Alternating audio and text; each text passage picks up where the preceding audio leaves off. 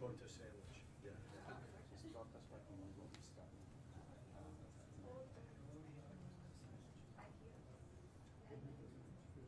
Very good.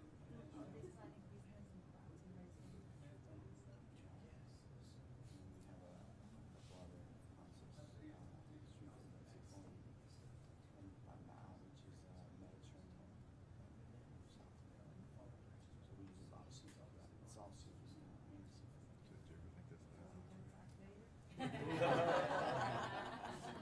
Did you ever think this would happen? You got to see if you can convince him. It's all lime soup. Yeah, restaurant is all organic. But we'd love to get some pasta. I deliver it to the church. As we all are. I know you have some really nice shrimp that we sometimes have. I say as we all are, those are the ones that are carrying the water for the rest. Yeah. No farm, no, this is for the ocean. Let's talk.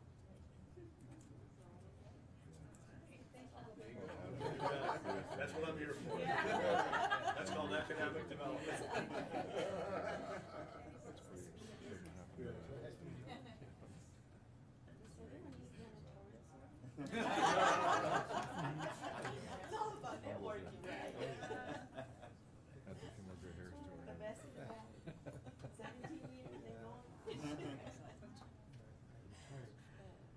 Actually, I was calling you on Which part? Oh, good. January. Yes.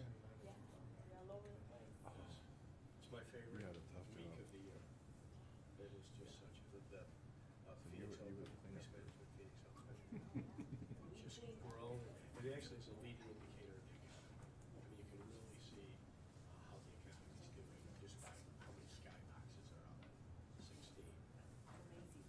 How much the wait list is The wait list is expensive. over 100 companies and wait list just for ACC plus the wait list is everything.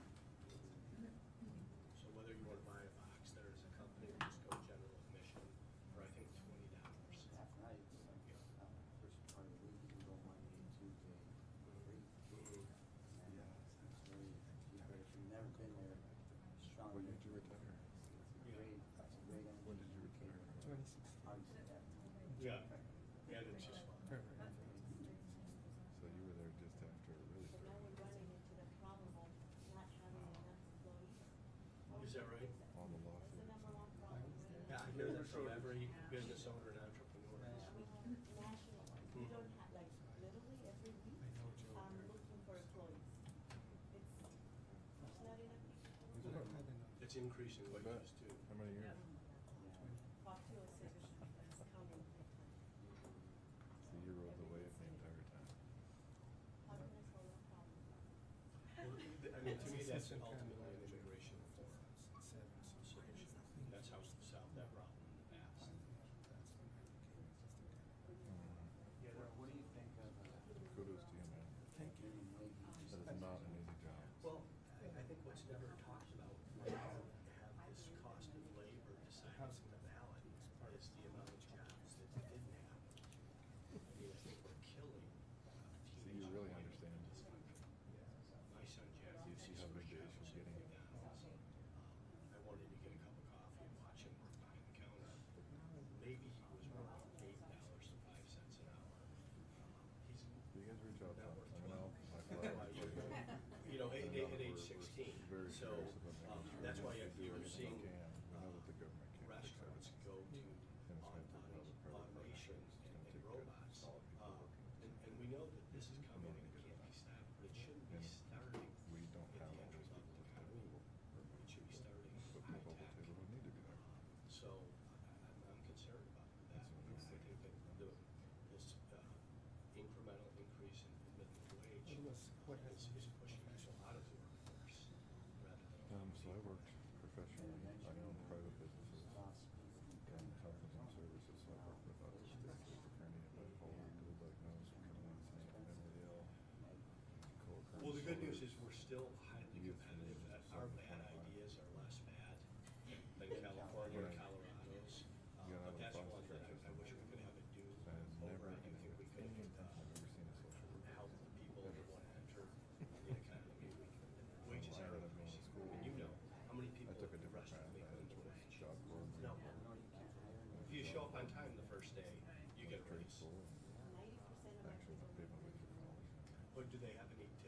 direction with federal law enforcement. Minimum, it's So a I was going janitorial. there full speed. So most of them, they make minimum wage. And I was in And I've been Tacoma doing it for 17 years. doing a, And it's an ongoing thing. Every other week. more of a shadow. I hire 2, 3 And we new ended up So I work getting a call literally with folks that don't for a want to do gangbanger anything up on a else, but hilltop. just a simple That job. was Captain Just Inspector. He clean. stole a cat. And I would not hire a 25-year-old because they're not,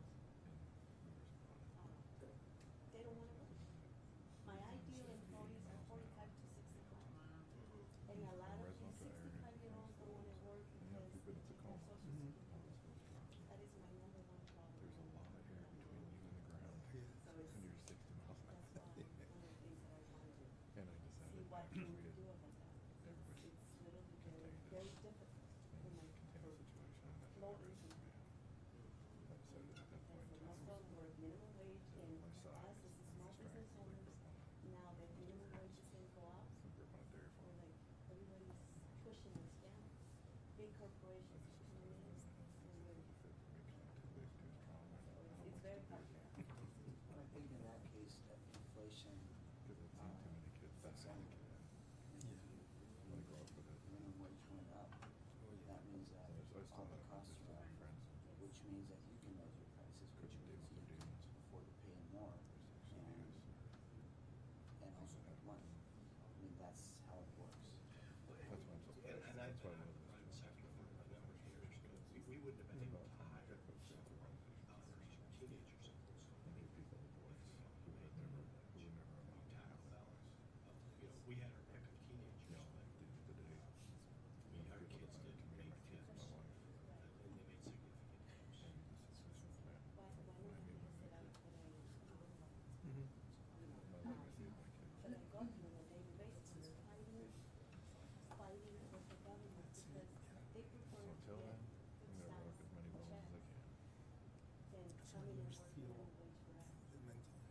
And every week or every other week, I have to clean up Washington, 3 Washington years State. people. And they can only work part-time, they cannot work full-time. Yeah, I'm concerned about that. I think that's kind of federal government, where we like to have charge over that. I think our system incents people not to work full-time.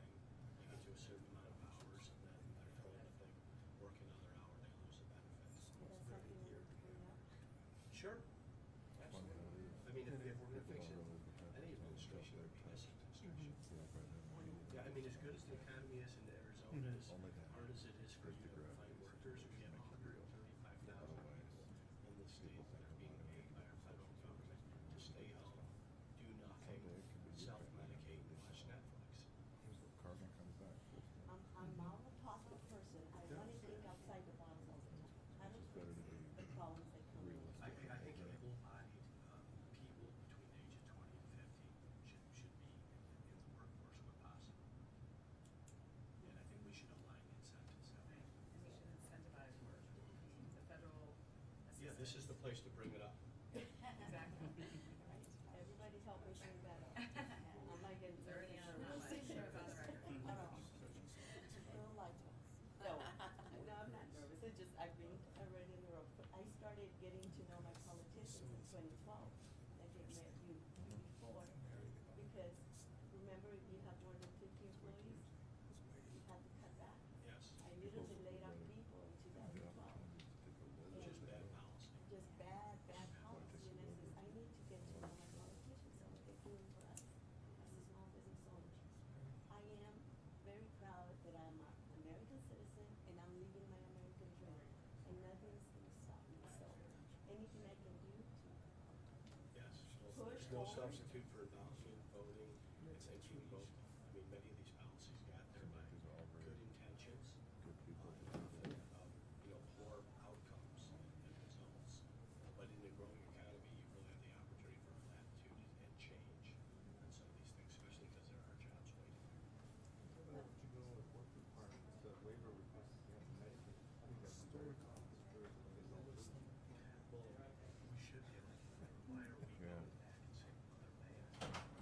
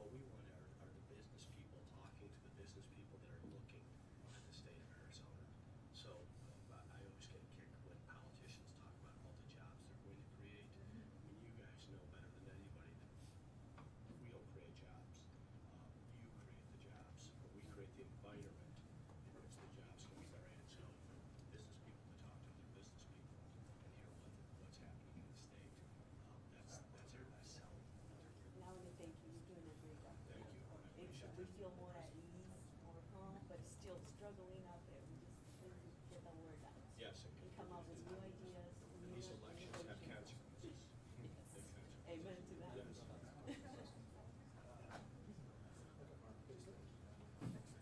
We'll be back.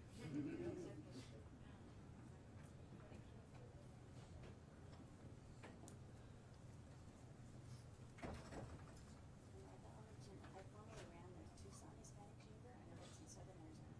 We had regular meetings with Governor Ducey and Senator McSally. So I'm sure the Arizona Hispanic Chamber and others up here, you want to plug into some of those policy conversations. I'd love to, because I'm grassroots. I see it in a daily basis, what's happening. And the feedback you can provide like this so that.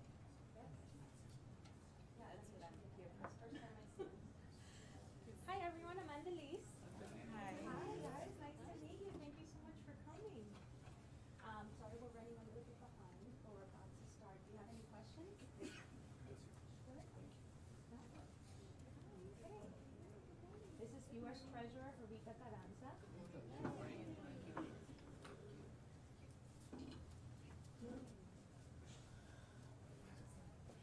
Nice to see you. Hi.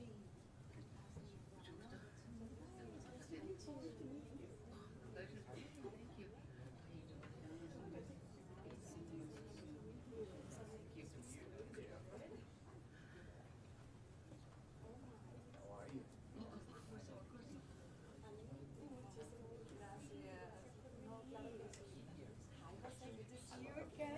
Thank you. Thank you.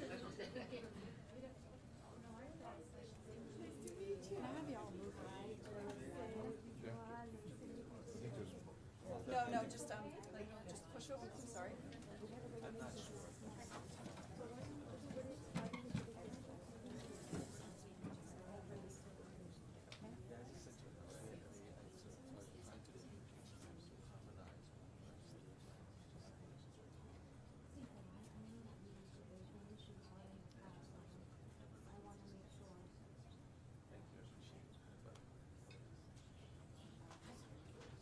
Of course.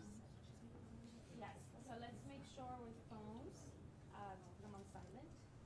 In terms of photos, yes, you're able to take photos, just press and we're going to just make it as, definitely no flash, no flash. And we'll have a White House photographer taking pictures throughout the whole time, so I'll send those to you. Thank you. Okay? Just give me about 2 weeks to send those pictures.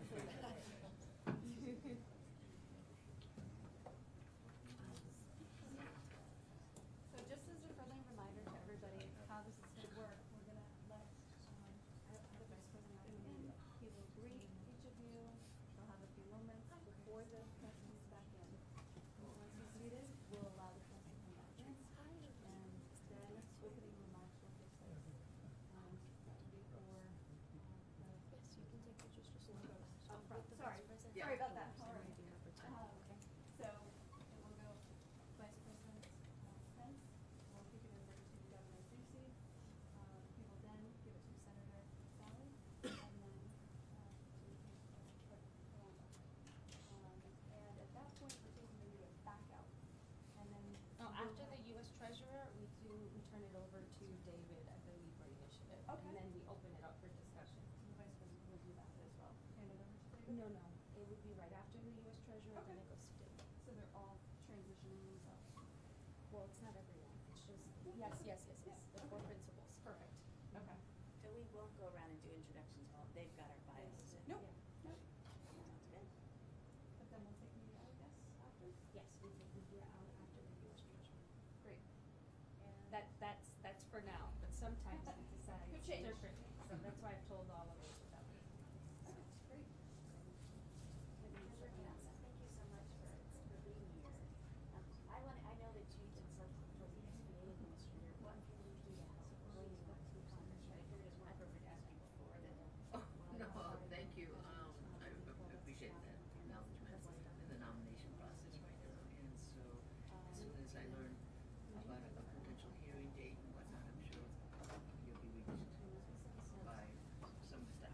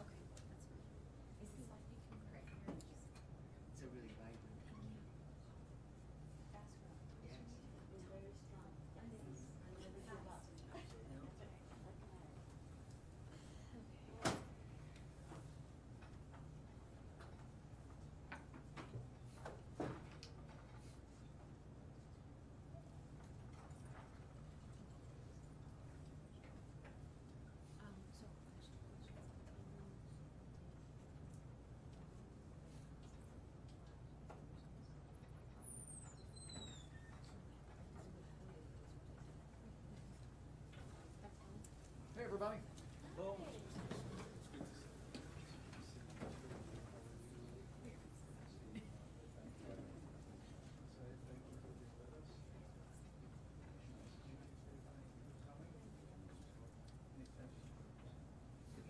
Your Honor. Thank you, thank you. Treasurer.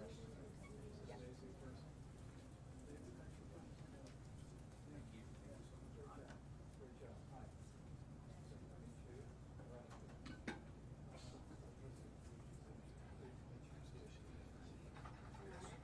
coming out today.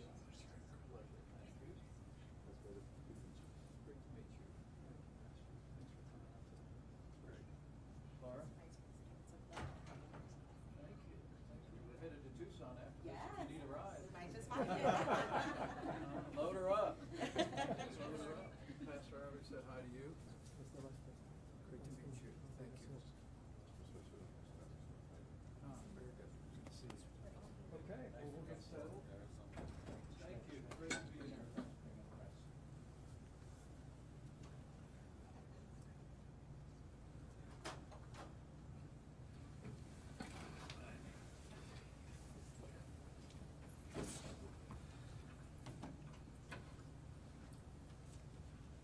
I think we're gonna bring the press in.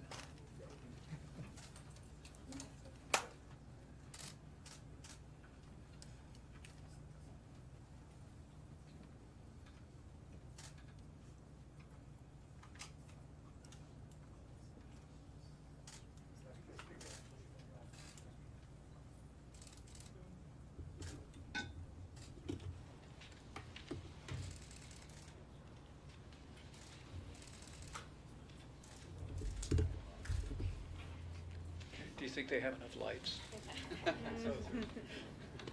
Yeah, we're good.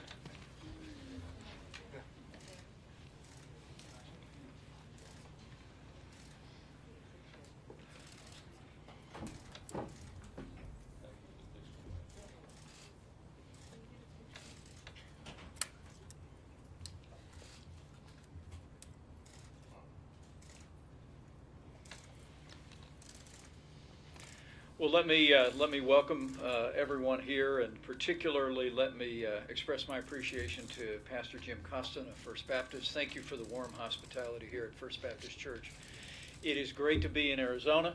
I'll be in Tucson a little bit later today, but it's a great privilege to be able to come here and to meet with so many leaders in the Hispanic community here in Arizona, and to have a conversation at the very outset of Hispanic Heritage Month. Thank you all for coming. This is an exciting time in the life of the economy of Arizona and the economy of this nation, but as I'll reflect in a moment, it's also a very exciting time for the Hispanic American community, and we couldn't be more proud of it. Allow me to bring greetings from a great champion of Hispanic Americans and someone who's been fighting for jobs and opportunity and security for the Hispanic community and every community, President Donald Trump. We spoke this morning. I told him that I was going to see all of you, and he wanted me to convey his regards. I'm also grateful to be joined today by counting three, actually, officials that I deeply respect. Your great governor, Doug Ducey, who was my friend since the time I was governor of the state of Indiana. Governor, thank you for being here. Thank you for being your great leadership in Arizona, and also for being such a great champion of the Hispanic community here in this state. Senator Martha McSally is also a very dear friend who we served together in the House of Representatives. And she is a tenacious advocate for our armed forces and for economic growth. The policies that the President and I have been able to advance would not have been possible without Senator McSally's strong, steadfast support during her tenure in the Congress and now her tenure in the United States Senate. So thank you very much, Martha, for being here. And also, Jovita Carranza, my great friend, the Treasurer of the United States, is with us today. We'll hear from each of these officials, but Jovita, thank you so much for your great leadership for many years across this country and in this administration as our Treasurer. It's Hispanic Heritage Month, and it's a time when, as a nation, we pause and we really celebrate the extraordinary contributions that Hispanic Americans have made to the life of this nation throughout our history. But this is a particularly exciting time for Hispanic Americans, because thanks to the leadership of President Trump and our strong allies in the Congress, where we've cut taxes, rolled back regulation on businesses large and small, where we've been able to expand access to American energy. We've launched an energy renaissance. It's contributing mightily to the economy of this state and this nation. Our economy is booming. 6.3 million new jobs created since Election Day 2016. We've seen the stock market setting one record after another. That means real impacts for people's pensions and 401ks, and makes a real difference for working families. But also, the number of jobs that have been created, particularly in the Hispanic American community, is exciting. I have to tell you, for us, unemployment today is at a 50-year low, but it is now, for 17 straight months, it is the lowest unemployment ever recorded for Hispanic Americans. And I can tell you personally, President Trump and I couldn't be more proud of the entrepreneurship and ingenuity of the Hispanic American community here in Arizona and really all over the country. I grabbed a few statistics on my way in. Unemployment in the Hispanic American community today is under 5%. That's 17 months in a row. But it had only gone under 5% for a single month in the last 43 years of the history of this country. I mean, the opportunities that we've given every American to keep more of what you earn, for businesses to have more income, lower taxes, less red tape and regulations. It's been the Hispanic American community that has seized those opportunities in unique ways. And since Election Day, actually 2.4 million jobs have been created in the Hispanic American community alone. And maybe even more importantly, to some of you all here, more than 1 million Hispanic women have entered the workforce. And even the New York Times acknowledged, and this is a quote, Hispanic women have emerged as the biggest job market winners in this economy. And I know we've got some great leaders in the community who will celebrate that just as much as we do. In fact, according to a survey by Bank of America, 3/4 of Hispanic-owned small businesses expect their revenue to grow over the next year, and a majority of Hispanic-owned small businesses plan to hire more employees in the near future. So it's an exciting time in our economy, and as we begin Hispanic Heritage Month, it's a particularly exciting time for jobs and opportunities for Hispanic Americans, not just in a growing state like Arizona, but really all across the country. And I'm looking forward to talking with you today about how we can continue to build on that, how we can continue to create opportunities, not just for employment and economic growth, but how we can expand educational opportunities, how we can advance public safety and security in the Hispanic American community. And I'm truly grateful that you all would come out and participate in this conversation. I'm gonna turn it over to the governor, but let me say before the cameras slip away that as I said, standing alongside the president when we kicked off Hispanic Heritage Month last week, the contributions of Hispanic Americans to the life and the culture of this country are incalculable. And I truly do believe that this community represents all that's best about America. A belief in faith and freedom and hard work and the American dream. And I just want to commit to each and every one of you that President Trump and I are going to continue to fight for the opportunities of Hispanic Americans and every American to live the American dream. And I thank you so much for coming out today. Okay, thank you. And Governor Ducey, thank you for being here, and we look forward to your remarks as well. Thank you. I want to say thank you to the Vice President for choosing Arizona to come out and highlight Hispanic Heritage Month. I'm very grateful for your leadership and for your friendship, our service together in the Governor's Conference, and the real work that you and President Trump are doing on behalf of our economy and growth in our nation. And I'm happy that we can highlight it here today. We've got a great group of Hispanic leaders, decision makers and influencers here who are going to share with us what's happening in the community, ideas that we can bring back to the State House and to the federal government to further improve our economy. But you are right, Mr. Vice President. Our economy is booming in the state of Arizona. We've added 300,000 new jobs in our state alone since 2015. Arizona can brag as one of the fastest growing states in the nation. Maricopa County is the fastest growing county in the country. This is 3 years running, and Phoenix was just named the fastest growing city in the country. So this is not on any small base. This is 4.8 million people. This is larger than 26 other American states. So we want to take advantage of this and reaffirm our commitment to the Hispanic community, because it has been their involvement and contribution that has been such a driver in this success. Their relentless work ethic, their unwavering belief in our American dream. This community has been integral to what's happening in our state. I think Arizona is a reflection of this. The art, the literature, the music, and the food reflect the values of this community, and the flourishing business community brings it to life every day.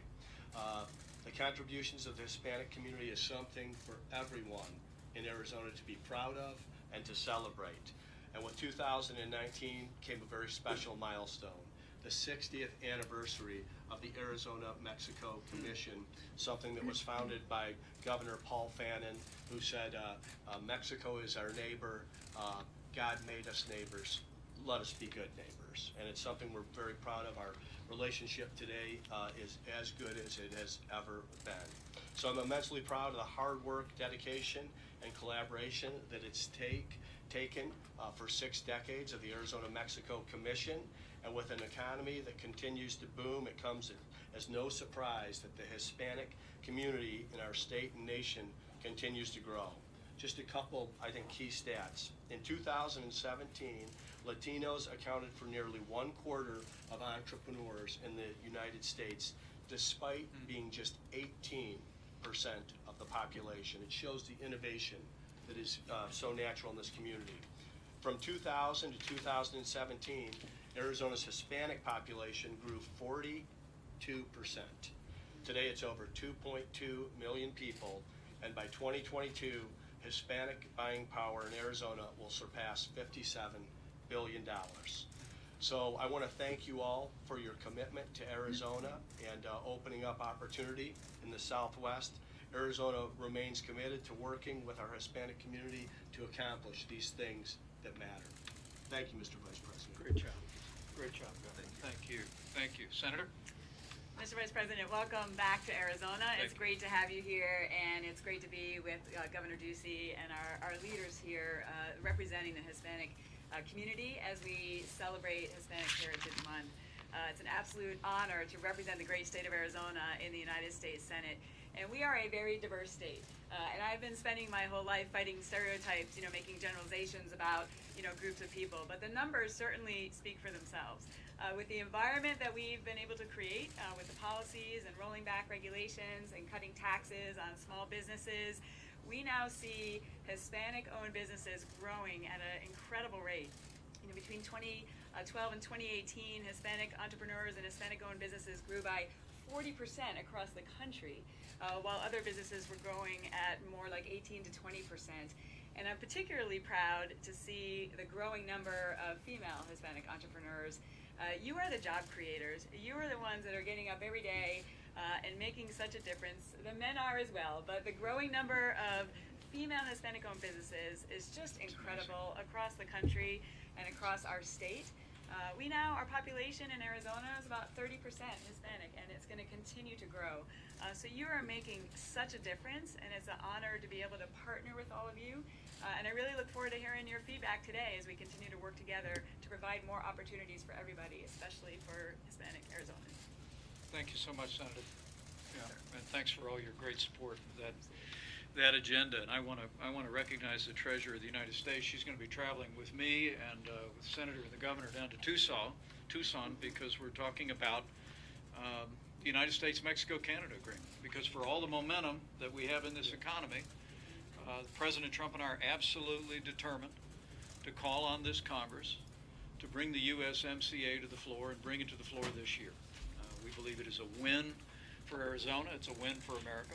And we're going to be taking the case for the USMCA to Tucson a little bit later today, and I'm personally grateful to have the Treasurer of the United States with us to help make that case. So, Jovita Carranza, thank you so much for your leadership, but thank you for being here today and helping us support an agenda that's going to put even more momentum in this economy and more momentum in the Hispanic American community. Well, I'd like to share with the group, especially with you, Vice President Pence, and the Governor, for all the fine work that you're doing and the leadership that the Senator is providing.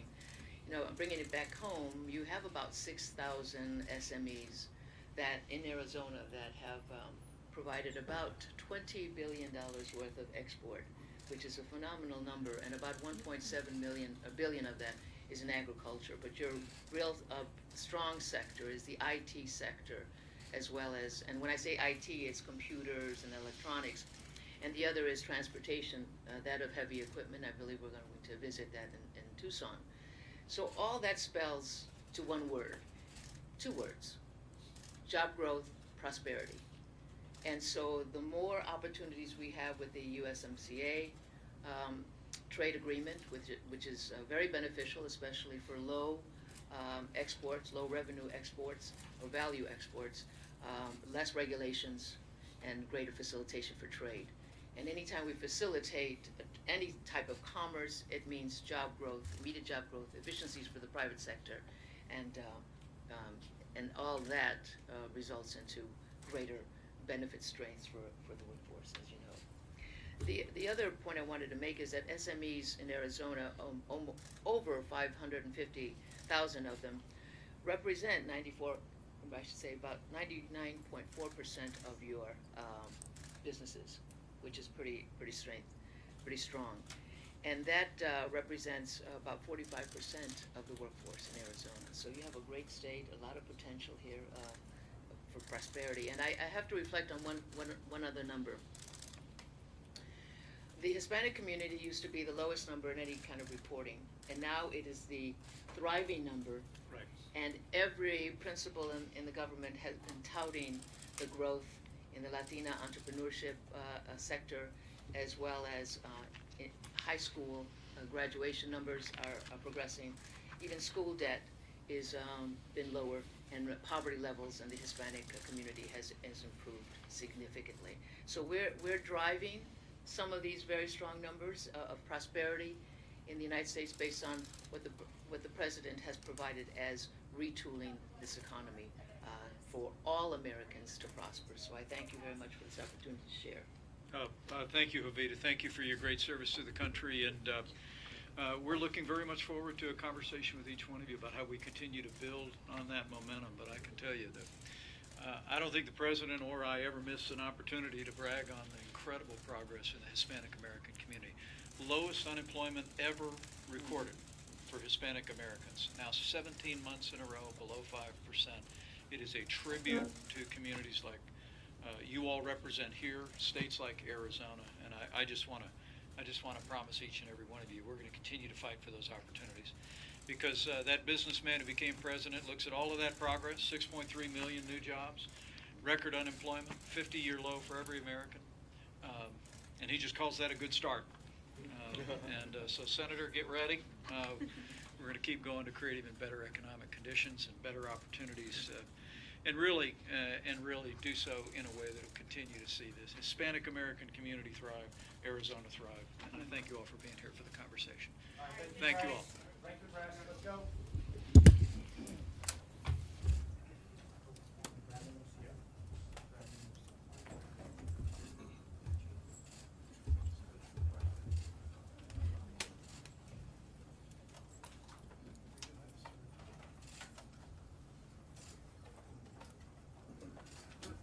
Right out the doors, thank you. Cameraman, cameras off.